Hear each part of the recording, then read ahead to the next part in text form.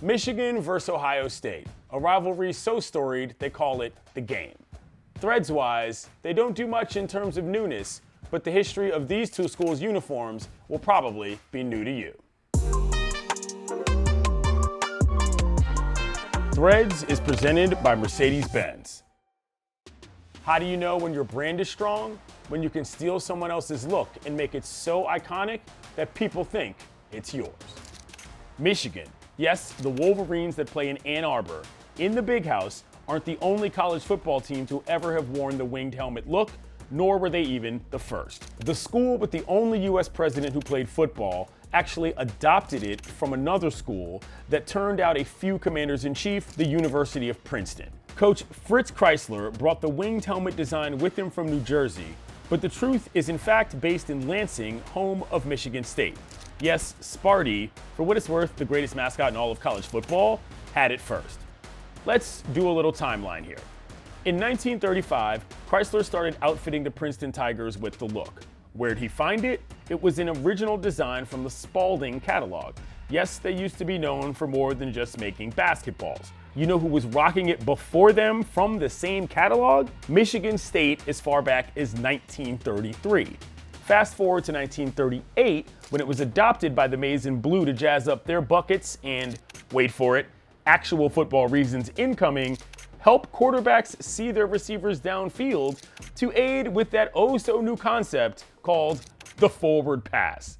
If we want to muddy the waters even further, those Buckeyes of Ohio State were wearing their version of a winged helmet even earlier in the 30s, but it lacked the famous three-stripe design these other schools chose. Let's dispense with the history lesson. The point here is that no matter where it started, it's Michigan's now. Over the years, they've kept their relatively simplistic look with not much change outside of a stripe or two here and there, such as 2008 and 2009 when they switched from Nike to Adidas.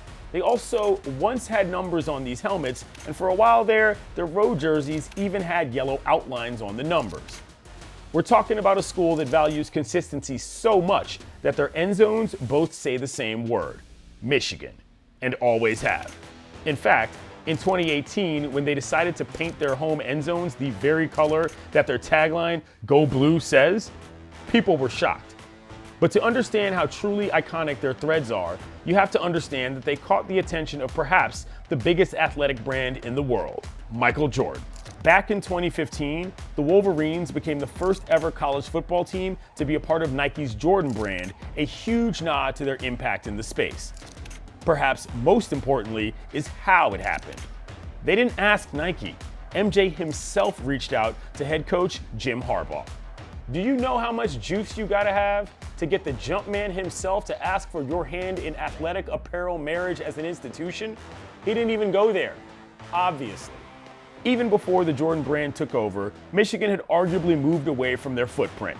For as long as anyone can remember, Michigan wore maize pants. Blue pants started showing up during the years with Adidas, who also loved to get goofy during bowl games. These days, they'll rock any of their colors in any combo. All maize, really? Up to and including an all-white look, which brought a rarity to the proceedings, stripes on the pants. Previously, that signature Michigan M was about as much decoration as we got below the waist. For purists, the Jordan era has been a departure of sorts in Ann Arbor. For the newer generation, the mere affiliation with MJ is worth it. Of course, part of what makes the Maize and Blue so fun to look at is that many of our memories of them come from those electric tussles with the aforementioned Ohio State University. The scarlet and gray would have been the orange and black if old-timey students hadn't wanted to differentiate themselves from, you guessed it, Princeton. But the darlings of Columbus, for many, look equally stately despite one small indulgence, helmet stickers. OSU wore them before Michigan did, though we'll get to the nuance, but by the time they clashed in 1969, both teams were sporting them. Michigan has had them on and off for various stints since, but that's not their calling card.